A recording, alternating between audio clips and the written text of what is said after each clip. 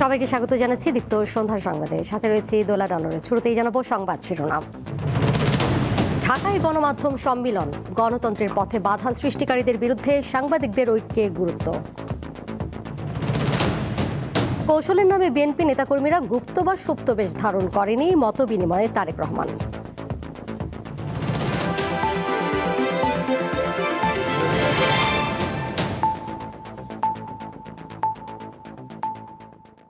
যারা গণতন্ত্রের পথে বাধা তৈরি করতে চায় তাদের বিরুদ্ধে সাংবাদিকদের ঐক্যবদ্ধ থাকার আহ্বানের মধ্য দিয়ে অনুষ্ঠিত হলো গণমাধ্যম সম্মেলন। এতে অংশ নিয়ে জ্যেষ্ঠ সাংবাদিকরা বলেন, নির্বাচিত সরকার আসলেই গণমাধ্যম সবকিছু পেয়ে যাবে এমনটা ভাবার কারণ নেই। তবে স্বাধীন সাংবাদিকতায় বিশ্বাস করলে সরকারই সবচেয়ে বেশি লাভবান হয় বলে মত তাদের। দেশে সাম্প্রতিক মাসগুলোতে তথাকথিত মব ভায়োলেন্স বা সংঘবদ্ধ সহিংসতা কেবল রাজপথে সীমাবদ্ধ থাকেনি, তা সরাসরি আঘাত এনেছে সংবাদপত্রের দপ্তর এবং সাংবাদিকদের নিরাপত্তার ওপর। এমনই এক প্রেক্ষাপটে দাঁড়িয়ে শনিবার রাজধানীর কৃষিবিদ ইনস্টিটিউটে অনুষ্ঠিত হলো গণমাধ্যম সম্মেলন। সংবাদপত্রের মালিকদের সংগঠন news paper owners association of Bangladesh NOAB ও সম্পাদকদের সংগঠন সম্পাদক পরিষদ যৌথভাবে এ সম্মেলনের আয়োজন করে। জেলা লেভেলে কিংবা উপজেলা লেভেলে যে কাজ করব, আলোচনায় সাংবাদিকদের নিরাপত্তা নিশ্চিত করতে আইনি ও প্রশাসনিক পদক্ষেপ নেওয়ার দাবি জানান সাংবাদিক নেতৃবৃন্দ। আমরা যারা ঢাকার বাইরে থেকে যারা এখানে এসেছেন, আমরা 24 ঘন্টায় একটা অনিরাপদ পরিস্থিতির মধ্যে এখন বসবাস করছি। দায়িত্বশীল গণমাধ্যম যে ভয়হীন পরিবেশে কোনো বাধা ছাড়াই চলতে পারে সেই আবেদন নিয়ে এসেছি। দুইটি পত্রিকার কার্যালয়ে হামলা ও অগ্নি সংযোগের কড়া সমালোচনা করেন সম্পাদকরা। গুরুত্ব দেন স্বাধীন সাংবাদিকতায়। গণতান্ত্রিক আকাঙ্ক্ষাকে বাস্তবায়ন করবার মাধ্যম হিসেবে যে সমস্ত প্রতিষ্ঠান কাজ করেন সেগুলোকে স্তব্ধ করে দেবার জন্য যারা নানাভাবে রাষ্ট্রের দিক থেকে, সরকারের দিক থেকে, আইনগতভাবে আইনের বাইরে মার্শালের মাধ্যমে যারা স্তব্ধ করতে চান, সম্মিলিত প্রয়াসগুলো গ্রহণ করার প্রয়োজন সমস্ত প্রতিবন্ধকতার বিরুদ্ধে। যেই সমাজে স্বাধীন সাংবাদিকতার বিচরণ খুব বলিষ্ঠ, সেই সমাজ গণতান্ত্রিক হয়, সেই সমাজ বৈষম্যহীন হয়। অনুষ্ঠানে সাংবাদিকদের মধ্যে ঐক্যের গুরুত্বের কথা উল্লেখ করেন কেউ কেউ। কিন্তু ঐক্যবদ্ধ হতে হলে আপনাদের বিকল্প কিছু আরো গুণ থাকতে হবে, যাতে আপনার সাংবাদিকতা কিছুদিন হলেও বাদ দিয়ে অন্য কিছু নির্ভরশীল করতে পারেন। কেন মাসের শেষে টাকাটাই হচ্ছে প্রধান কথা। টাকা যাতে নিশ্চিত হতে পারেন, দয়া করে আপনারা চিন্তা করুন। এটা আমাদের ভাবার কোনো কারণ নাই। আগামী সরকার, নির্বাচিত সরকার আসলে আমাদের সব কিছু আমরা পেয়ে যাব। অতীতে হয়নি, এখনও হবে না। আগামীতে ভাবনাটাও আমাদের জন্য সাবধানের সতর্কতার সঙ্গে আমাদেরকে ভাবতে হবে। গণমাধ্যম সংস্কার কমিশন গঠন হলেও সেই রিপোর্ট বাস্তবায়নের উদ্যোগ না থাকায় এর সমালোচনা করেন সম্মেলনে অংশগ্রহণকারীরা। শাহরিয়ার ইমন, দীপ্ত সংবাদ, ঢাকা। ত্রয়োদশ জাতীয় সংসদ নির্বাচনে মনোনয়নপত্র গ্রহণ ও বাতিলের বিরুদ্ধে আপিল শুনানির 8ম দিনের কার্যক্রম শেষ হয়েছে। রাজধানীর আগারগাঁওয়ের নির্বাচন ভবনে শনিবারের এই আপিল শুনানি শুরু হয় সকাল 9টায়, বিকেল 5টা পর্যন্ত দিনব্যাপী 2 ভাগে 511 থেকে 610 নম্বর পর্যন্ত মোট 100টি আপিলের শুনানি হয়। আগামীকাল শেষ দিনের শুনানির মাধ্যমে মোট 645টি আপিল নিষ্পত্তি করা হবে। শুনানিতে আসা প্রার্থীদের মধ্যে এখনও নির্বাচনের পরিবেশ, নিরাপত্তা ও ইসির লেভেল প্লেইং ফিল্ড নিয়ে রয়েছে মিশ্র প্রতিক্রিয়া। সকালে ইসিতে গিয়ে মিথ্যা তথ্য ছড়ানো সহ বিভিন্ন হয়রানির অভিযোগ করেন বাংলাদেশ খেলাফত মজলিসের আমির মামিনুল হক। আমার একটা তারিখ মিস্টেক ছিল, আসলে এটা খুবই সিলি মিস্টেক। আমরা স্বীকার করে নিয়েছিলাম এবং দরখাস্ত দিয়েছিলাম। দস্তখতের মধ্যে 8 জনের নাকি গরমিল পাওয়া গিয়েছিল। আজকে আমি আপিল আদালতে এই 8 জনকে হাজির করেছি, তারা উপস্থিত ছিলেন। আপিল আদালত সন্তুষ্ট হয়ে আজকে আমার মনোনয়ন এলাও করেছে। আমাদের সভাপতি সাধারণ সম্পাদকের স্বাক্ষর মেলে নাই, যদিও এটা ওনাদের সার্ভেয়ারের আপডেটের কারণে এই ভুলটা হয়েছে। এটা ওনারা দেয় নাই, তখন আমরা বলা সত্ত্বেও রিটার্নিং অফিসাররা দেয় নাই। আমি গতকালও বলছি যে ওনারা চাচ্ছে না যে বাংলাদেশের কমিউনিস্ট পার্টি, বাংলাদেশের যারা জন্ম দিয়েছেন তারা নির্বাচন করুক। আমার নির্বাচন করার আগামীতে ইনশাল্লাহ অবৈধতা নেই। আমি বৈধভাবে হাটাজারি এবং বাইজিদ আংশিক থেকে আপনাদের সবাইকে নিয়ে আমি আগে চলতে চাই। ইউরোপীয় ইউনিয়নের পর্যবেক্ষকরা স্বাধীন ও নিরপেক্ষভাবে নির্বাচন পর্যবেক্ষণ করবে, তারা কোনো হস্তক্ষেপ করবে না।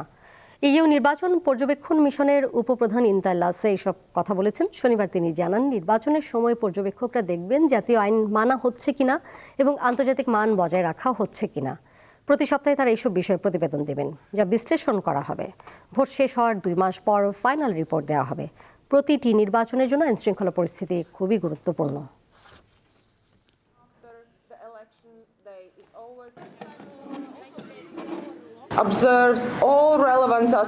নির্বাচনী অফিস, প্রার্থী, মাঠের পরিস্থিতি সব তুলে ধরে নির্বাচনের আগে প্রতি সপ্তাহেই প্রতিবেদন পাঠাবে। নির্বাচনের 2 দিন পর পূর্ণাঙ্গ প্রতিবেদন তুলে ধরে সংবাদ সম্মেলনে চূড়ান্ত মতামত তুলে ধরা হবে।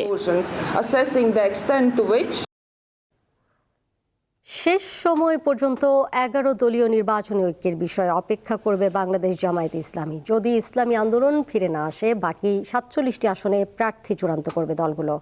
শনিবার দুপুরে দলীয় কার্যালয়ে সংবাদ সম্মেলনে এসব কথা জানান জামায়াতের মিডিয়া ও প্রচার বিভাগের প্রধান এহসানুল মাহবুব জুবায়ের। তিনি জানান, আগামী 20 জানুয়ারি সব বিষয়ে চূড়ান্ত সিদ্ধান্ত জানানো হবে। বাস্তবতা হচ্ছে যে আমরা 11 দল, এখন 10 দল, ওনাদের জন্য তো আমরা আসন রেখেছি, আমরা চেয়ারও রেখেছিলাম, আসনও আমরা ঘোষণা দিয়েছিলাম যে এতটা আসন আছে। তো বাস্তবতা একটা এখনো আছে, এখনো সময় আছে, সেই সময় এখনো শেষ হয়ে যায়নি। কৌশলের নামে বিএনপি নেতাকর্মীরা কখনো গুপ্ত বা সুপ্ত বেশ ধারণ করেনি বলে জানিয়েছেন দলটির চেয়ারম্যান তারেক রহমান। শনিবার এক অনুষ্ঠানে তিনি আরও বলেন, ফ্যাসিবাদের বিরুদ্ধে আন্দোলনের পাশাপাশি স্বজনহারা মানুষের পাশে দাঁড়াতে সর্বোচ্চ চেষ্টা করেছে বিএনপি। গুম, খুন ও নির্যাতনের শিকার ব্যক্তিদের পরিবারের সঙ্গে মতবিনিময় করেন তারেক রহমান। বিগত আওয়ামী লীগ সরকারের আমলে গুম, খুন ও নির্যাতনের শিকার হয় অসংখ্য মানুষ। এবার সেই সব ব্যক্তি ও তাদের পরিবারের সঙ্গে মতবিনিময় অনুষ্ঠানে মিলিত হলেন বিএনপির চেয়ারম্যান তারেক রহমান। রাজধানীর চীনমৈত্রী আন্তর্জাতিক সম্মেলন কেন্দ্রে শনিবার এর আয়োজন করে বিএনপি পরিবার ও মায়ের ডাক, যেখানে ভুক্তভোগী পরিবারের সদস্যরা জানান, যাদের তুলে নেওয়া হয়েছে তাদের শেষ পরিণতি কি হয়েছে তা এখনো অজানা।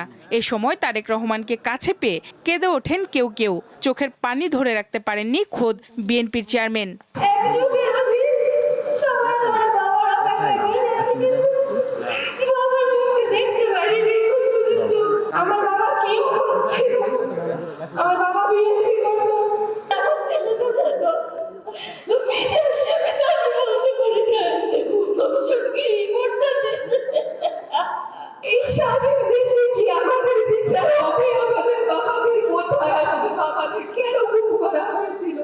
অনুষ্ঠানে প্রধান অতিথির বক্তব্যে তারেক রহমান আশ্বাস দেন, গুম, খুনের শিকার ব্যক্তিদের পরিবারের পাশে থাকবে তার দল। ফ্যাসিবাদ বিরোধী আন্দোলনে যারা গুম হয়েছেন, যারা শহীদ হয়েছেন, তাদের প্রতি আগামী দিনের গণতান্ত্রিক যে রাষ্ট্রের আকাঙ্ক্ষা আমরা দেখছি, সেই গণতান্ত্রিক রাষ্ট্র এবং সরকারের অবশ্যই অনেক অনেক দায় এবং দায়িত্ব রয়েছে। কেউ ষড়যন্ত্র করে বিএনপিকে দমন করে রাখতে পারবে না বলেও উল্লেখ করেন তিনি। কৌশলের নামে গুপ্ত কিংবা সুপ্ত বেশ ধারণ করেনি বিএনপির কর্মীরা। যে দলের নেতাকর্মীরা অন্যায়ের বিরুদ্ধে এ ধরনের আপোষহীন ভূমিকা রাখতে পারে, সেই দলের বিরুদ্ধে ষড়যন্ত্র কিংবা অপপ্রচার চালিয়ে কেউ এই দলকে দমন করে রাখতে পারবে না। নির্বাচন কমিশন এরই মধ্যে কিছু বিতর্কিত পদক্ষেপ নিয়েছে বলেও অভিযোগ করেন তারেক রহমান। যারা বিভিন্ন উসিলা দিয়ে বিতর্ক তৈরি করে গণতন্ত্রের পথকে আবার নষ্ট করার বা ব্যাহত করার চেষ্টা করছেন, তারা যাতে সফল না হয়। বিএনপির শীর্ষ এ নেতা বলেন, বিভিন্ন কথা বলে কেউ কেউ গণতন্ত্রের পথ বাধাগ্রস্ত করতে চায়, তারা যেন সফল হতে না পারে সেদিকে সতর্ক থাকতে হবে, তাতে যাতে কেউ ব্যাঘাত করতে না পারে। সঞ্জিদা প্লাবনী, দীপ্ত সংবাদ, Dhaka. Sylhet MAG Osmani medical college হাসপাতালে অনির্দিষ্টকালের কর্মবিরতি পালন করছেন ইন্টার্ন চিকিৎসকরা। এতে ব্যাহত হচ্ছে চিকিৎসা সেবা, ভোগান্তিতে পড়েছেন রোগীরা। আন্দোলনকারীরা জানান, শুক্রবার রাতে হাসপাতালের 4 তলার 4 নম্বর সার্জারি ওয়ার্ডে রোগী ও তাদের স্বজনদের সঙ্গে ইন্টার্ন চিকিৎসকদের বাকবিতণ্ডা হয়। এক পর্যায়ে চিকিৎসায় অবহেলার অভিযোগ এনে ইন্টার্ন চিকিৎসকদের উপর হামলা চালায় রোগীর স্বজনরা। এতে এক নারী ইন্টার্ন চিকিৎসক আহত হন। খবর পেয়ে পুলিশ ঘটনাস্থলে পৌঁছে পরিস্থিতি নিয়ন্ত্রণে আনে। এই ঘটনায় হাসপাতালের ইন্টার্ন চিকিৎসকরা অবিলম্বে দোষীদের গ্রেপ্তার ও দৃষ্টান্তমূলক শাস্তির দাবি জানান। এই ঘটনায় হাসপাতাল কর্তৃপক্ষ 5 সদস্যের তদন্ত কমিটি গঠন করেছে। ইরানে 1 সপ্তাহেরও বেশি সময় পর সীমিত আকারে চালু করা হয়েছে মোবাইল নেটওয়ার্ক। এর ফলে দেশটির মোবাইল ব্যবহারকারীরা SMS আদান প্রদান করতে পারছেন, তবে এখনও ফোন কল করা বা কথা বলার মতো মোবাইল নেটওয়ার্ক খোলা হয়নি। সেই সঙ্গে এখন পর্যন্ত বন্ধ আছে ইন্টারনেট পরিষেবা। এটিকে পৃথিবীর ইতিহাসের অন্যতম দীর্ঘ ইন্টারনেট শাটডাউন বলা হচ্ছে। দীর্ঘ এই ব্ল্যাকআউটের কারণে দেশটির কয়েক কোটি মানুষ পৃথিবী থেকে কার্যত বিচ্ছিন্ন হয়ে পড়েছেন। সরকারি দমন নিপীড়নের মুখে ইরানের চলমান সরকার বিরোধী বিক্ষোভ এখন অনেকটা কমে এসেছে। ইরান পরিস্থিতি নিয়ে আলোচনা করতে যুক্তরাষ্ট্রে পৌঁছেছেন ইসরায়েলের গোয়েন্দা সংস্থা মোসাদের প্রধান ডেভিড বার্নিয়া। 3 বছর পর শুরু হচ্ছে স্কুল রাগবি টুর্নামেন্ট। এশিয়ান রাগবির ট্রাই টুগেদার প্রকল্পের আওতায় এমিরেটস বালক ও বালিকা বিভাগে 16টি স্কুল নিয়ে রবিবার শুরু হবে এই টুর্নামেন্ট। মূল উদ্দেশ্য দেশ জুড়ে রাগবি খেলাটিকে আরও জনপ্রিয় করে তোলা। বালক ও বালিকা বিভাগে ঢাকার 16টি স্কুলের অনূর্ধ্ব 16 বয়সী শিক্ষার্থীরা অংশ নিচ্ছে এবারের প্রতিযোগিতায়। এশিয়ান রাগবি ট্রাই টুগেদার প্রকল্পের মাধ্যমে বছর জুড়ে চলবে এই আয়োজন। শুরুটা ঢাকা থেকে হলেও ধীরে ধীরে বিভাগ ও জেলাতেও টুর্নামেন্ট আয়োজনের কথা জানান বাংলাদেশ রাগবি ফেডারেশন ইউনিয়নের সাধারণ সম্পাদক আখতারুজ্জামান।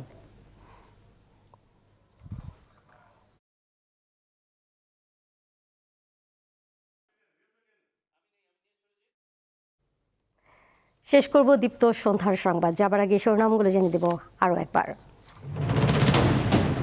ঢাকায় গণমাধ্যম সম্মেলন, গণতন্ত্রের পথে বাধা সৃষ্টিকারীদের বিরুদ্ধে সাংবাদিকদের ঐক্যে গুরুত্ব।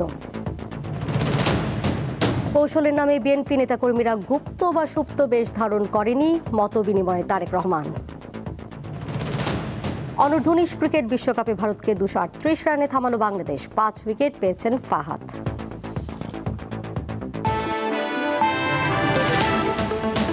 এই ছিল এখনকার মতো। পরের সংবাদ দেখবেন রাত 11টায়। এছাড়াও আরও তথ্য এবং বিনোদনের নানা খবর জানতে যুক্ত থাকুন দীপ্ত ডিজিটাল প্ল্যাটফর্মে। ধন্যবাদ সবাইকে এতক্ষণ সাথে থাকার জন্য।